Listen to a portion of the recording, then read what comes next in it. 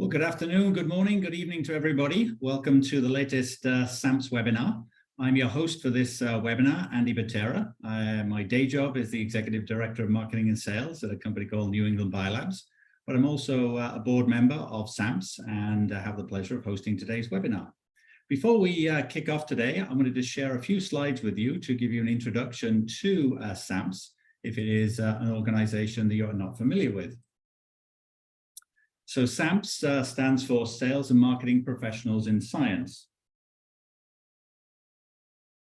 We are an organization that a little over 10 years ago, founded in 2012, as you can see on the slide here. We are a non-for-profit and all-volunteer organization that has the objective to try and connect and empower sales and marketing professionals that serve the life sciences and applied research community.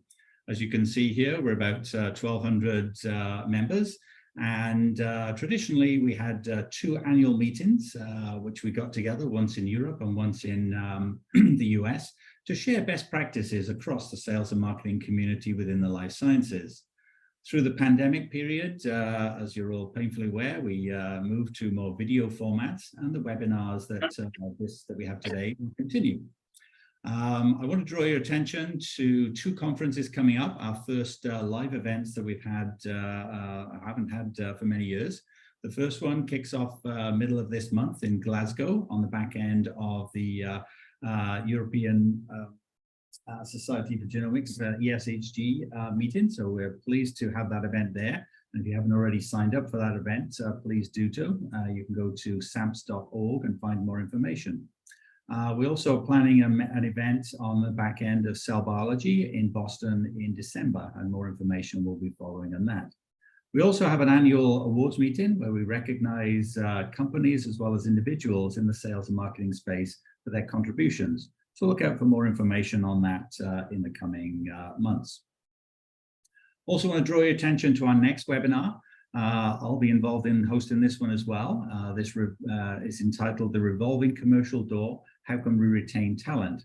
As I'm sure you all appreciate, getting good people to work at your companies is an ever more challenging situation. But we'll be joined by a group of individuals, a long-time sales professional, a marketeer at a startup, as well as a seasoned HR leader to talk about some of these challenges. So I'm excited to have that. So you'll see more information about that shortly, but you can also register for it at the SAMPS website. So with that, let me just stop sharing and get us back to today's webinar. Today's webinar is entitled, What Does It Take to Become the Next Head of Sales and Marketing, either at your company or maybe at somebody else's company. And I'm very pleased to be joined by 3 actual former colleagues who I've all had the pleasure to working with at various stages in my career. I'll ask them to introduce themselves as we kick off, but I do want to let you know this is meant to be a 2-way dialogue with all the attendees of the webinar. So if you do have any questions, please use the Q&A button that is listed at the bottom of the screen. And I will ask the panelists for their advice and input into that. I'd also say this is being recorded, so if for those of you who can't join live, you'll have the opportunity to listen to that at another stage, and obviously interact with questions by sending communications direct to SAMPS. So let's kick off. Obviously, all the panelists here have had great success in their careers and are going to share with us lots of advice through that period. But I want to start off with a question that I'm going to ask Lisa to kick things off firstly. So Lisa, if you can introduce yourself as part of this, answering this question, is what are the best leaders in the sales and marketing organizations in the life sciences that you've had experiences do that others don't? So Lisa. Excellent. So thank you, Andy. And Andy's right. We had the great pleasure of working together at Promega years ago in Madison, Wisconsin, and became the best of pals. I'm currently the president of the Fisher Scientific Channel, which is a division of Thermo Fisher Scientific. So moved a little bit away from my sales background, but I literally have done it all. I've carried a bag, sales rep, sales manager, area director of sales, corporate account leader, North American sales leader, global sales leader. Then I made a decision in 2009. I really wanted to go down the general manager path. I came back to Thermo Fisher Scientific and I led 2 of their businesses. And then about 7 years ago, moved into the Fisher Scientific channel. So not too far away from my roots, because Fisher Scientific does quite a bit of customer interaction and supplier interaction. So it's interesting when we looked at some of these questions ahead of time. I don't know that this is necessarily unique to the life science industry, but as I reflected on what do great sales leaders do, came up with kind of 3 different areas. One, they really have a thorough understanding of their industry. They really need to understand the drivers, the regulatory landscape, emerging trends, really understanding that. And making sure, especially in the life science, what are some of these scientific breakthroughs and what are the opportunities there? I think great sales leaders really have a clear vision of their where their organization should be trending and where they should be heading. And what tools do they need to be thinking about, whether it's Salesforce.com or a CRM, those types of things. And then I think the last thing that really make exceptional leaders is really having a tremendous customer centricity. It's all about the customer and building a customer-centric culture within their organization so that you keep the customer at the forefront of everything that you do. I don't think you can be a successful sales professional anywhere, quite frankly, if you really don't concentrate on the customer. Great answers, Lisa. I couldn't think of a better way to lead off that in terms of that customer centricity remark. Mark, can you introduce yourself to the attendees of the webinar and perhaps build on Lisa's good answers there? Yeah, very much. Thank you for having me. Appreciate it. Folks, my name's Mark Dearden, and I'm Executive Vice President and Managing Director of the Genomics Division at LGC. I'm humbled by Lisa's background there. I think I'm sort of kicking into 30 years in life science and maybe showing my age a little bit there too. But over the years, sort of similar path in some ways. Lots of sales and marketing and product management. Maybe if I think about my own experiences, I've worked in founder-led organizations. I've worked in large corporate PLC. And now working in private equity backed. So maybe there's some questions around that from a sector perspective: pharma, diagnostics, academic, forensics, and security and ag. Quite a spectrum. And then, as I said, sales and marketing and product management. So I've run a startup. I've run functions. I've built functions from scratch. Here at LGC, my role as managing director is similar in general management terms, where I run the genomics division day to day. It's a build and grow story, inclusive of some M&A. So that's a little bit about my background. In terms of the response, really echo Lisa's comments in relation to that customer centricity, especially. Maybe taking a step back, I think, again, maybe not specific to life sciences, but that clear purpose and impacting on the strategy, I think, is an important one. I think through a number of different characteristics, we could talk about communication. So for me, a consistent trait that I see in really good leaders is the ability to communicate in 360 degrees. So what I mean by that is upwards, sideways, if you're in a sort of multifunctional organization, if you're working in a matrix, communicating sideways with colleagues, understanding where the boundaries of your role starts and stops is really important. And then obviously, bringing the team along. I think driving alignment in terms of what you're trying to achieve, how you're trying to achieve it is super important. I'll stop there, Andy. Thank you, Mark. I totally agree on the importance of communication. David and I worked together at Ampersand Pharmacia and Ampersand under a number of names, and eventually GE. So I certainly understand the communication upward, because I had to do that to David many times. But David, perhaps you can introduce yourself to the audience and perhaps also build on the answer to this question. Yeah, thanks, Andy. Pleasure to be here and to share as a panelist with, be a panelist with Mark and Lisa. It's a real pleasure to be in such company. So I'm David Weber. I've been in the life science tools industry for about 45 years. So I'm also dating myself here, but it is what it is. The alternative to aging is not very attractive, so I accept it with grace. But I've served a number of sales and marketing roles, as Mark and Lisa did, as well as some general management roles. I was president of Ampersand for the Americas when Andy and I worked together, and I became chief commercial officer at Affymetrix and then at Maravai Life Sciences. So I've been in leadership roles in sales and marketing and general management for quite a while. In terms of the question at hand, I'm going to focus on the word leader and leadership in terms of my response. Clearly, it's important to have vision and understand the market and all the items that Lisa and Mark commented on. But for me, the pillars of leadership really reflect around, number one, keeping people informed. So that's the communication piece. Number two, keeping people involved. Number three, keeping people interested. And number four, keeping people inspired. These are my KPIs. Keeping people interested, involved, inspired, and informed. I think that's what drives an organization in terms of their respect for their leader, and I think that's what keeps them engaged and energized. Great answer. I know leadership is sometimes described as the 4 E's of execution, energy, energizing others, as well as edge. And perhaps that edge piece fits well with your comments there, David, about inspiring others. In the life sciences, do you think all 4 of those are as critical, or do they differ in life sciences compared to other industries? I think all 4 are critical. However, if I have to, focus in on one, I think about a quote from a former president of the United States who said, "Great leaders hire great people to do great things."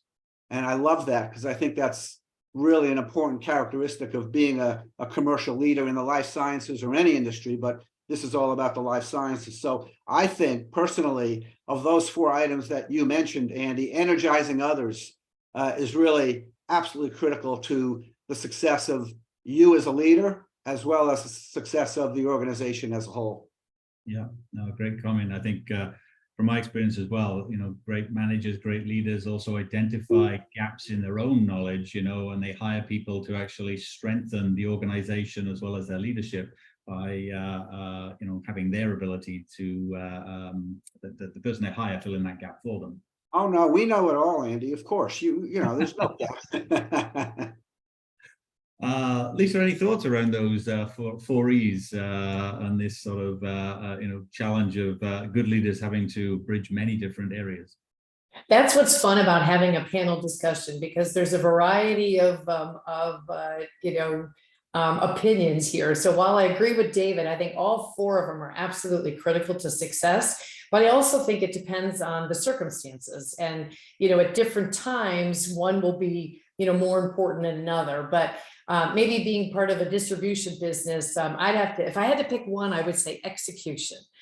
So, as a really successful sales leader, you obviously need to execute. And I would say in this life science industry, we're working with groundbreaking scientific discoveries or innovative ideas. If we fail to make a tangible impact, or if we fail to execute, then you won't get traction on some of this great scientific breakthrough. And so to me, it's about execution and making sure that you've got the strategies in place, the marketing, you've got the right sales incentives for your sales team, you've got the right technical support for your sales team so they can go out and be impactful with the customers. But it's really about execution for me. But again, I think all 4 are absolutely critical, and it just depends on where you are kind of in that particular journey or, segment at that point. Yeah, great comment. I always think the best leaders I've worked for really do lead from the front. So them executing their task and setting that standard, I think, is a good thing. And I should highlight as well, execution obviously has a negative context here as well, but in this context is positive. David, you'll remember a certain manager who used to always say, you or your successor will achieve this task. But anyway. Unfortunately, we've all worked for leaders like that. And back to David, they were not overly inspiring. Mark, anything you'd like to add to these 4 E's? Yeah, I think really great comments so far. This is the sort of classic Jack Welch, isn't it? 4 E's of leadership. And for those of us with that background from Amersham through GE, etc., we saw a lot of these sorts of summaries, if you like. Maybe taking them a little bit in turn. I think for me, energy is the currency of leadership. So, I think there's a ton of work at the moment around particularly senior executives, but I think it translates right through that you have to be fit to lead. And so I think, a top tip from my perspective through my career was just get enough sleep, frankly. Make sure you've got the right level of energy. It may sound simple, but eating well, being fit, trying to exercise, and getting enough sleep and having that energy to lead, I think is really important. Taking energy is maybe slightly a little different definition. I would also say there's a famous, knowing we've got an international audience here, but I'll try, a famous rugby coach called Clive Woodward, who talks about energizers and sappers. And we all know those people where we've gone into a meeting room who have energy, who bring energy to the conversation, and actually the opposite. Those that are sappers absolutely drain the energy from the room. And so I think from a leadership perspective, if you can have energy and bring energy to a conversation, then I think you're on a good path. I completely agree with what Lisa said in relation to execution. I think ultimately a team will be judged on how well it delivers on its promises. I think that's super important. I think edge, I sort of translate to intensity. I think we know those sorts of leaders that have a little bit of intensity about them, a sense of urgency, that go after things, that are hungry. And I think directed in the right way, that can be a real positive trait. I think, again, sort of managed in the right way. It needs to be managed in the right way, because intensity down the wrong path can come across negatively to a team. I'd also maybe add, maybe in the modern world, there's a 5th E, which we haven't touched on, and I'd just say that's EQ. I don't know if that works, maybe 2 words, isn't it? EQ or empathy. I certainly think that through sort of, my career, learning to be more empathetic, working with the team day in, day out is something that I continue to work on. So maybe a 5th E, Andy, coming back to you. I think it's a great one. And I think certainly my own experience, that IQ or EQ ratio definitely changes as you mature as an individual as much as you do a manager and a leader. Perhaps building on that, we've had a question from the attendees here, and I'll direct it back to yourself first, Mark, because it sort of builds on what you said there. What is a significant mistake that you've made ascending to leadership, or perhaps a decision that you regret that the rest of us could learn from? So I'll give Lisa and David a bit more time to think about that one. I think those that maybe know me would say there's a lot. I don't know. I think maybe one here that is helpful for folks as they're sort of trying to navigate their career is, I think certainly early on in my career, I chased job titles.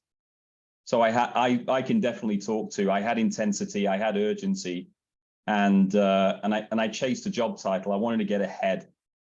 And, I think that on reflection with a bit more maturity, my emphasis was wrong. My emphasis was on the outcome, not the process. And what I mean by that is I should have taken more time to think about the portfolio of experiences that I was developing along the way. And to some degree, you know, that translates also to maybe being more present. So rather than thinking over the horizon and thinking, okay, what's next, what's next, what's next, which job title can I pick up next? Can I focus more specifically on what's here in front of me? And ironically, when I've done that, I've identified probably more rich opportunities, Andy, in terms of thinking about how my career has developed.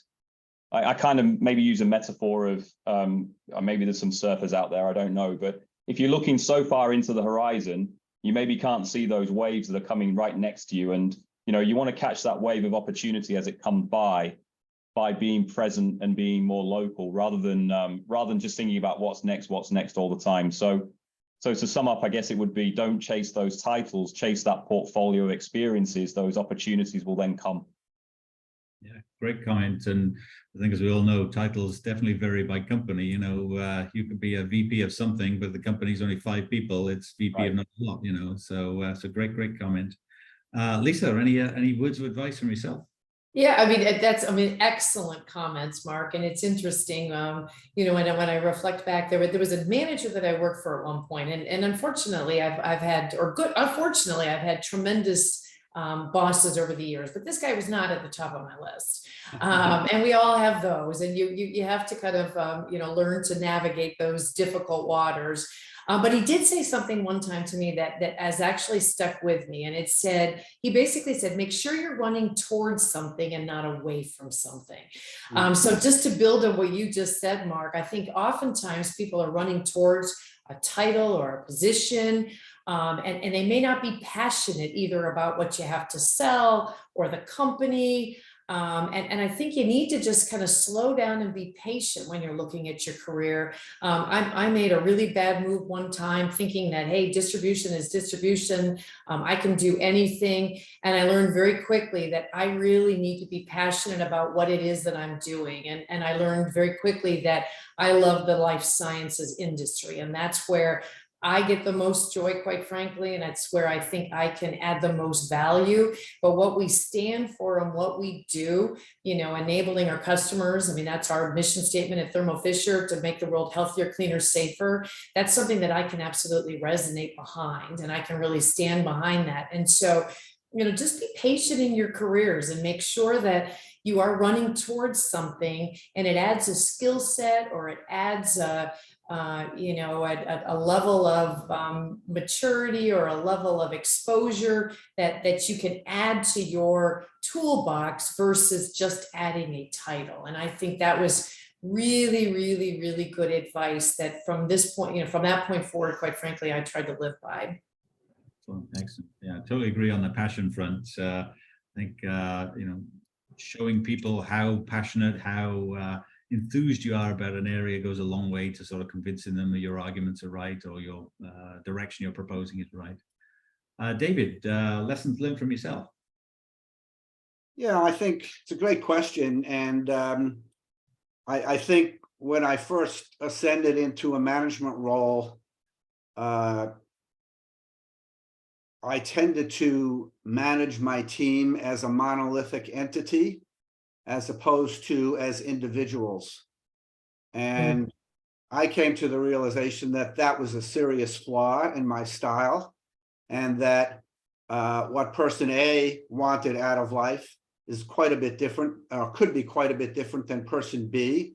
And as a manager or as a leader of that team, I needed to think deeply and really understand what the aspirations are for each of my team members, and then try to tailor my approach and try to tailor my leadership and mentorship of those people to their individual needs, as opposed to thinking about them as one single entity. So that's my past mistake, what I learned from it, how I changed, and my advice to the listeners would be to treat people as individuals and make sure you understand what their goals and aspirations are. Great comment. There's another question from the audience here that I think builds on that. Perhaps I can ask it to you first, David. Could you please share the role or benefit that mentorship or sponsorship has had on your career trajectory and ascent to leadership, and also how leaders can actually support others in such journeys? So perhaps the second question you've answered already, but thoughts on this, on the benefit of mentorship? Well, I would advise anyone who aspires to be a commercial leader one day to latch on to a great mentor. I know I've had a couple, and to Lisa's point, I've had a couple of horrible bosses who tried to mentor me that I just steered away from. So think about who you should steer away from as much as who you should steer yourself towards. I think that's a really important point. But finding a mentor, it could be a colleague, it could be a superior, it could be a friend, it could be a religious leader. Find a mentor who can keep you sane, who can keep you going down a path that makes sense for you as an individual, coming back to what I said earlier, and that will make a big difference in your life and your career. So that's my advice in that regard. Lisa, any other thoughts on mentorship? Yeah, the only thing I would add to that is, you know, and when I think back on my career, I've actually never had a formal mentor or a formal sponsor, but I've had a ton of informal mentors and informal sponsors. So back to David, you know, David's point, you know, have a group of folks that, quite frankly, that you feel is a safe zone that you can have some really open and honest conversations with, but don't get so wrapped up that it has to be a formal engagement, because, you know, quite frankly, at different times in your career, you may need different types of advice, which might be different types of people. And so I think having that fluidity and that flexibility is actually really important. You know, I have people that I know that I can go to and have really open and honest conversations whenever I need to. And I think this younger generation, for some reason, it's all around having a formal mentor, and just don't get too wrapped up around that, quite frankly. I mean, there's plenty of people out there. And honestly, in this industry, I think it's an awesome industry. It's a tight industry. Well, look at the four of us. I mean, we're all interconnected here. You know, I've met David years ago. Andy and our good friends. Mark is the only one I actually had never met before. Shock, a shock. But you know, the only other thing I would say is when you meet people in this industry that you connect with, keep those connections live. Make sure that you, again, it doesn't have to be on a regular basis, but make sure you keep those connections, because you never know when you may need to reach out to them and get some advice, or you know, get some help on a direction you might be going in. I don't even think the two people that I consider mentors know that they were my mentors. Exactly. It was never a formal program. It was just, I felt I could go to them and talk to them and seek advice from them, and they were kind enough to share their wisdom with me. So yeah, to your point, it doesn't have to be a formal program. There's a great maybe Andy, I can build on that. Go ahead, Mark. I think you know, I agree completely with the comments from David and Lisa so far, particularly about sort of that pool. I think maybe there's also part of this, which is the difference between a mentor and a coach. And so let me kind of give you where I sit on this, and hopefully this will resonate with folks. You know, I think, and to Lisa's point, mentors and coaches can be used at different times for different reasons. You know, a coach will try to bring you on a journey in terms of your own development, but it comes from you primarily. A mentor, by contrast, will use their experience to give you advice in terms of how they've done things themselves. And so how you use those different folks, I think, is really important depending on where you are in your own journey, right? If somebody's looking for you know, development in maybe more softer skills, then, you know, that may need to come from within, and coaching could be quite relevant in that context. And it might not always come from a boss or a line management structure. Conversely, if you're looking to try to do something that's quite functional or quite a specific skill, maybe you go to somebody who's had experience of doing that already from a mentoring perspective and say, how did you run that campaign, or how did you go and attack that territory? How did you expand that product portfolio into that particular account? That's where mentors can be actually quite helpful. So I think thinking about what you're trying to achieve, and then connecting with that, Lisa used the word network. Connecting with that network is super important. I'm reaching out to former colleagues, friends, people outside of my industry all the time in terms of sort of trying to deal with different problems day to day.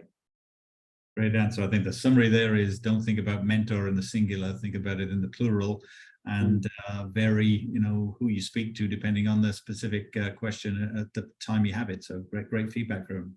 Questions are coming in thick and fast here, so I may not ask the question to everybody just to keep us moving here. Maybe I can come back to you, David, on this first one. To what extent, as a leader in their respective companies, have the panelists been able to shape the mission or culture of their companies and immerse others in that culture, when what that culture is all about? And is this important? Yeah, I'm just reading the question again, Andy. Yeah. Well, of course, culture is important. There's no doubt about that. And it comes back to sort of what I said earlier, keeping people informed, involved, interested, and inspired. I think that's what sort of builds culture. In terms of shaping the culture, I think that depends on what type of company you are a part of. I think clearly in startups, you have the ability to create, not only shape, you have the ability to create a culture. You have the ability to mold a team and an organization in a way that you probably can't do to the same extent in a large company. But in a large company, you can develop a certain culture in your particular team. You can shape and mold your particular team. And I think it's a responsibility of being a good leader to sort of shape that culture and make sure it's well understood, and make sure you hire people who are a good fit into that culture. That's particularly critical, I think. Mark, anything you add to that? I think I'll be brief on this one. You could have an entire webinar based on this topic, I think. But I again agree with David's comments here. I think maybe just building on what he said, I think I'll come back to that point about energizers and sappers. Get involved, folks. Try to be that. There's a phrase: if you're an energizer, you tend to be what I would call a cultural architect. You're somebody who people will look to. If you're in a meeting, or if you're in a call, or if you're at an event, if you can set the tone, then other people will look at that and hopefully build off that. And so, bring that energy and don't be a drain or a sapper. I like that, sapper. That's my new word of the day. I'm going to write it down. Yeah. Lisa, there's a question here that I think that would be very good for you to address based on your career path. It says, how do you go from being a salesperson to a sales leader? From your experience, what is the one extra step you took that you think helped, or was it a traditional path? I think it was a traditional path, although my path was kind of interesting. I was working for American Hospital at the time, which became Baxter Healthcare. My husband was in chiropractor school, so we were tied to Atlanta and we couldn't move. And we didn't have a history of putting peers over their peers. And so they kept offering me opportunities to move someplace else, but just given family conditions and situation, it was like, I can't do it. So I finally gave the opportunity. They had hired a couple guys, they hadn't worked out. So they finally gave me an opportunity. I was only 33 years old. My whole team was probably in their 50s. I'm still really good friends with them now. Unfortunately, a couple of them are passing away now. Like David, I've been doing this a very long time. Or Mark, I think you said it, Mark, a very long time. I was promoted over my peers, and it was a difficult transition. A, I was female, B, I was much younger, and C, I immediately got pregnant with my first child. And so it was a really interesting, but I quickly was able to earn their respect, because in the end, I had a nickname. They called me the Velvet Hammer, because they said Lisa has a way of giving us really honest feedback, but doing it in a way that doesn't sound so bad. But I think it's because I had kind of earned my stripes. I had worked hard as a sales rep. I had been a very successful sales rep. So when I moved into management, I think that's probably, honestly, the toughest transition you'll make in sales, is going from an individual contributor to now managing a collective group of folks. And making that transition and having the empathy. I think Mark said you added a fourth E, or fifth E. Empathy is absolutely, paramount. You don't know what people are going through at any particular stage, and so having that empathy and having lived in their shoes, I think actually made me more credible with the team. And so I think it made the transition a bit easier. But in the end, it's a tough transition. And I think you have to start to get comfortable that, especially if you're a top salesperson, no one is ever going to be as good as you are. I have my best friend in the whole wide world is the best sales rep in the whole wide world. And she wanted to make this leap into leadership at one point. And I said, you're so entrenched in your career, you will never have a team of Carlas. I mean, they will never be a whole team of Carlas. And your goal as a sales manager is to bring the bottom to the middle, bring the middle up, make sure that you, unfortunately, move out the really low performers that you can't move to the middle, but you want to get collectively the team to lift. And that's when you'll be successful, but you're never going to have an entire team of A players. And in the end, you've got to get comfortable with that. And it's about getting everybody just that much better. Great advice. I think as you highlight in there, it's not an easy transition, and not all great salespeople become great sales managers, and you shouldn't have to. All organizations need great salespeople as much as they do great sales managers. Mark, perhaps I can ask you a different question, again from the attendees, sort of related, I think, to sales or commercial pressure, at least. Passion could get lost quickly when a team is under pressure because of reaching a particular forecast or revenue target or what have you. Do you have any helpful strategies or tactics to motivate a team under those situations where passion can get lost? It's a tricky question, particularly in light of some of the macro stuff we've seen, recently. I think, maybe I just land here that, I think an individual can never truly be successful on their own. You're always going to be more successful as part of a team. And so, having those folks around you and working with them and communicating with them effectively, getting that alignment is probably the key, Andy. I think that, when times are tough, probably again, my natural instinct in these circumstances is to almost go into over communicate mode.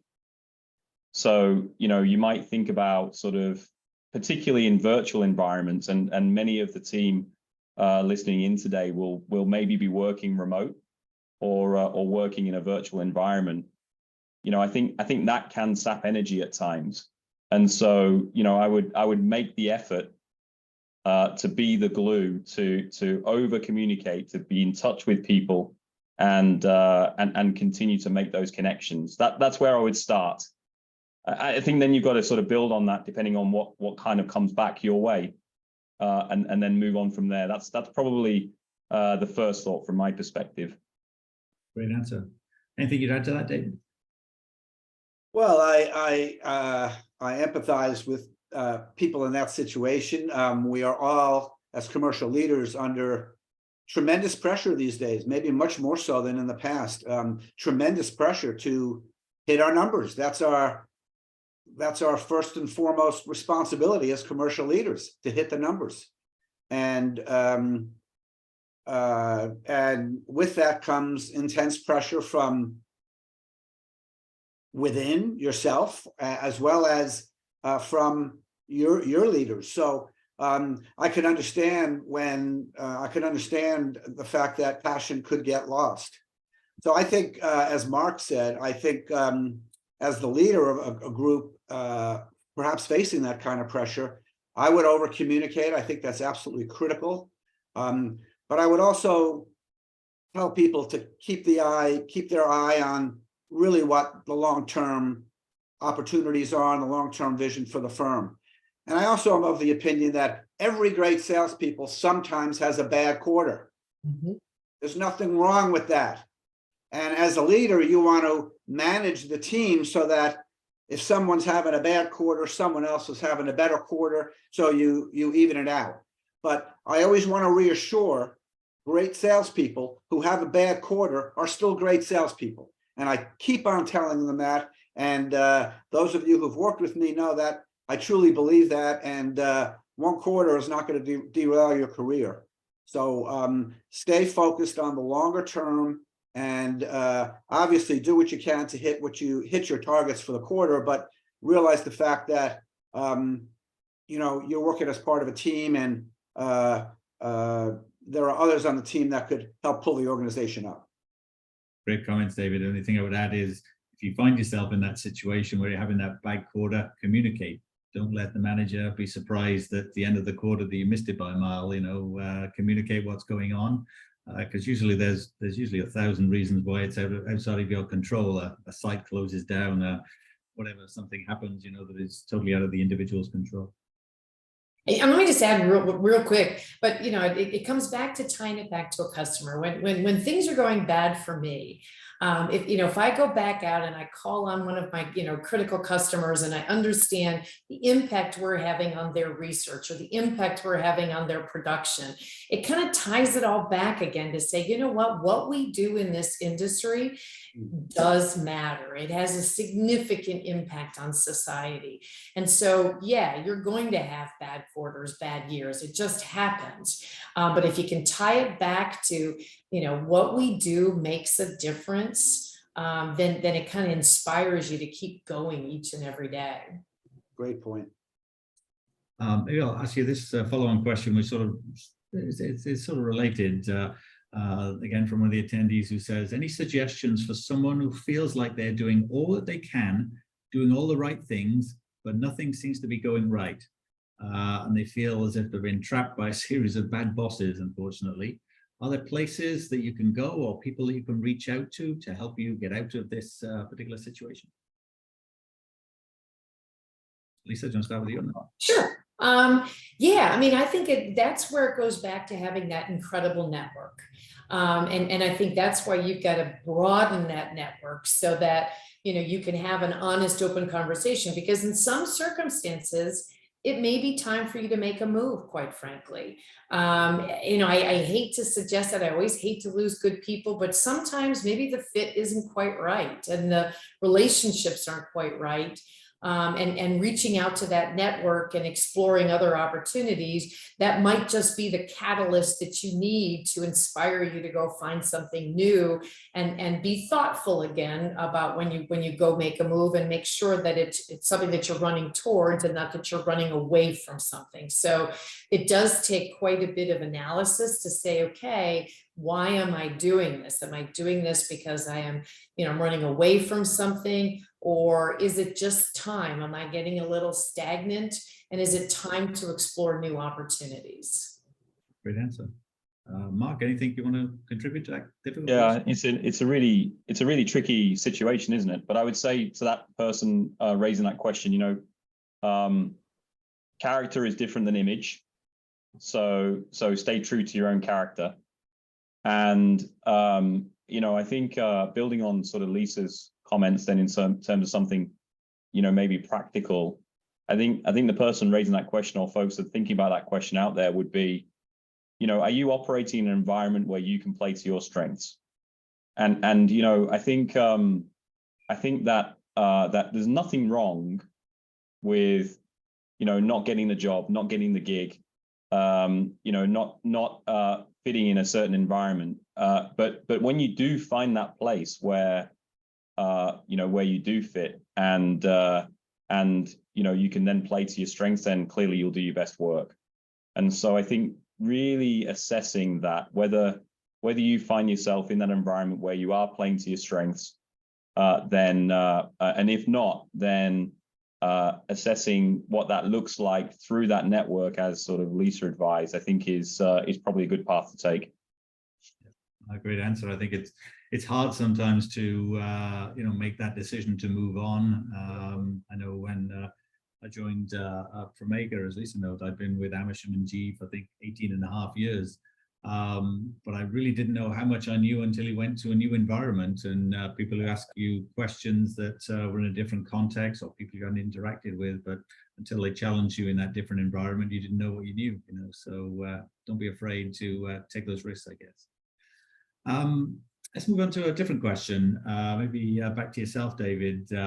How much of your career growth was purely due to performance and getting noticed for that performance, versus actively finding ways to put yourself in front of the right people and personally promote yourself above others to fill future roles? I don't think this applies to you, but no, that's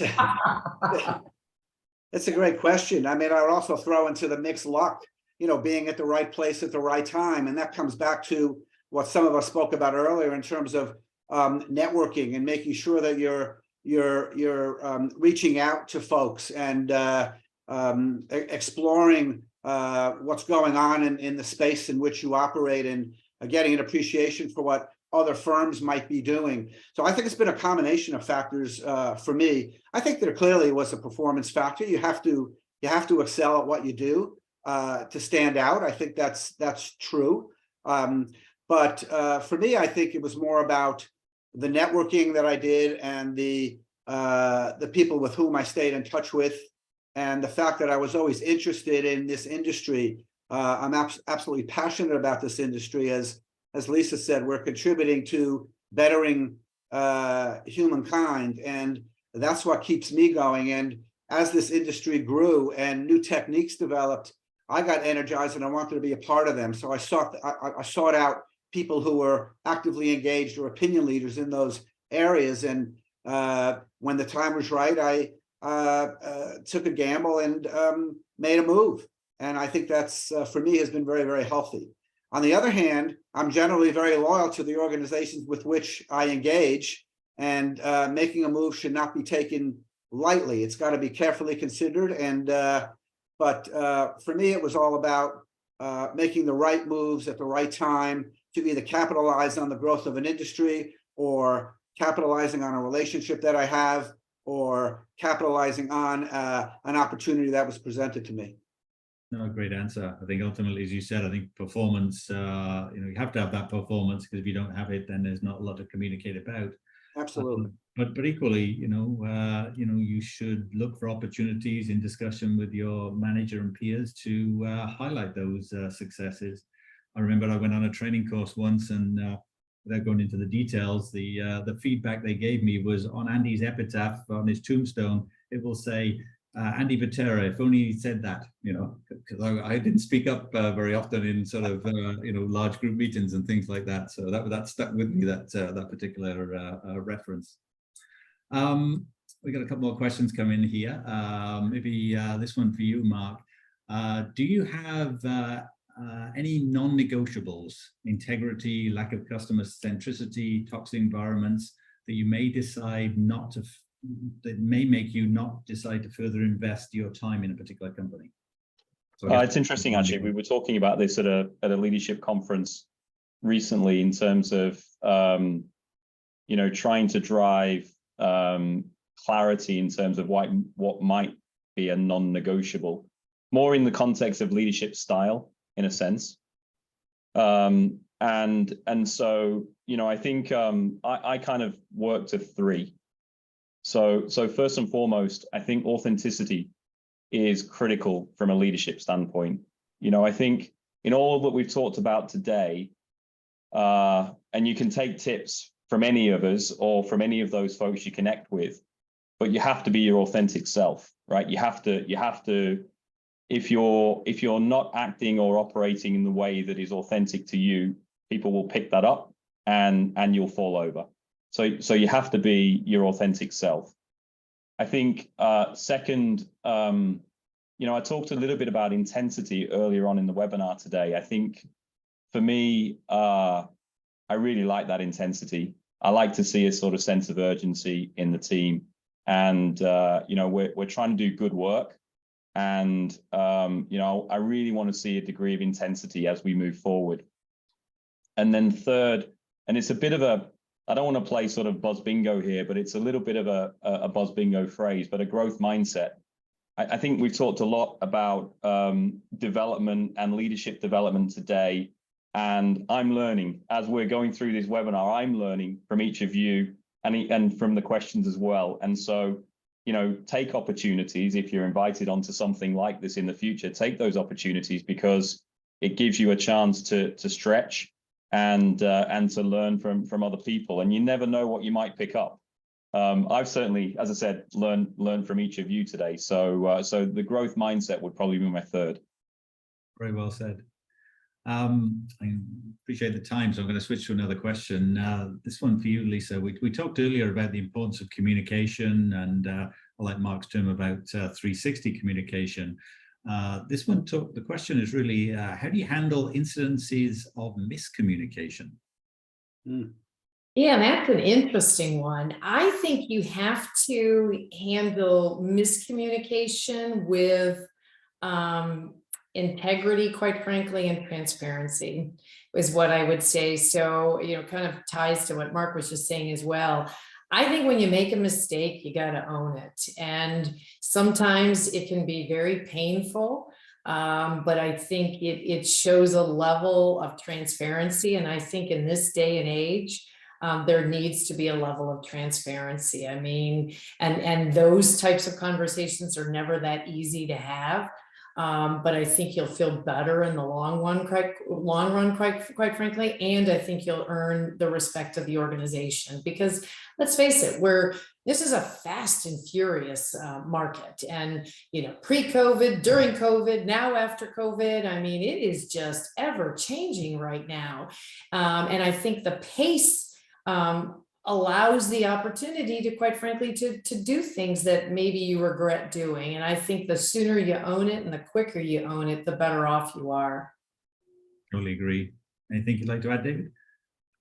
Yeah, I think Lisa made a great point. I think you've got to deal with it head on. But the other thing I would add would be, you also have to understand why the miscommunication occurred. Was it your writing style? Was it your speaking style? Did you choose to send an email rather than to have a phone conversation or a face-to-face? I think it's important to understand the why, in addition to how to correct the miscommunication, and then hopefully adjust accordingly, at least in future communications with that individual or with that group. Great answers. Okay, maybe the more controversial question. I'll aim this one at you, Mark, to start with. Which is the best route to the top? Sales, marketing, sales and marketing, or neither? Or something else? Well, if it's a controversial question, I'm going to answer both. I think about this quite a bit. I think historically, a number of companies we've had interactions with, the route into, say, product management or strategic marketing was via R&D.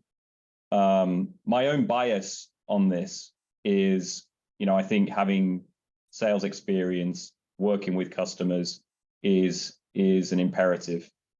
I think that the reason for that is because, whenever you're making a decision, I'm a very much, when I'm sort of trying to impact strategy, very much an outside in type person. I look at what's going on outside, and I'm trying to figure out how we can win as a consequence of that. And so going through the sales route, I think, provides an opportunity for understanding the nuances of the customer that you're trying to market to. You get to feel that, you get to get a sense of, what their requirements are, maybe some of the unmet needs, etc. And so, as a result of that, I think really getting a sense of, having to be persuasive about what you're delivering and truly understanding how you win is a valuable piece of experience. Now, there's also then those folks that are I mean, I don't want to sort of pigeonhole people to certain types, but I think Lisa touched on it earlier. There are then those folks, we all know them, who are out and out salespeople, and they should continue to stay down that discipline. From my own experience, you know, I was more interested in the general management route, and then therefore felt that moving and working in marketing and more broadly in product management, doing new product development, getting the opportunity to do M&A and inorganic work was an important set of experiences to build into sort of that career path. But for me, it started in tech support, and then from there went quickly into sales, and then through the marketing route. Good answer. Lisa, any contradicting views? Yeah, no, I actually completely agree with Mark, and it really depends on what your end game goal is. So, you know, if I think even if it's sales leadership or marketing leadership, honestly, I think having a combination of both sales and marketing are extremely beneficial. But if it is general management, I absolutely agree with Mark. I think going down the product development, product management, I mean, I took a very circuitous route, and most people don't go from sales into general management. Fortunately, I had some nice people that took a chance on me, and it's obviously worked out. But I don't think you typically do that. Within Thermo Fisher, I always tell people, go down and be a product manager. I mean, owning a product line and, you know, understanding the manufacturing and the serviceability of it and the R&D component of it, absolutely will set you up nicely for a general management and potentially, you know, a president role. So I agree. Yeah, great answer. I had to say this in today's more today's world, where remote working is obviously becoming more the norm, but it is harder to actually move up that management chain if you don't have those more daily interactions with different functions across an organization. If your world is only, you know, limited, then it does make it harder. I think the focal point, though, needs to be the customer, and I think you need to really to really advance, you should really understand what's going on in customers' minds. So find a way to meet customers and listen to customers. I don't think it matters if you come up through sales, marketing, product management, but I think if you have that customer centricity and focus, and I think that's going to help you. Secondly, don't forget the soft skills. Don't forget, develop your soft skills. Things like presentation skills, persuasiveness, negotiation skills. All of those are required to be a, let's say, chief commercial officer in the case of this webinar. So and then lastly, don't be afraid of making a lateral move in your organization. That's how you learn.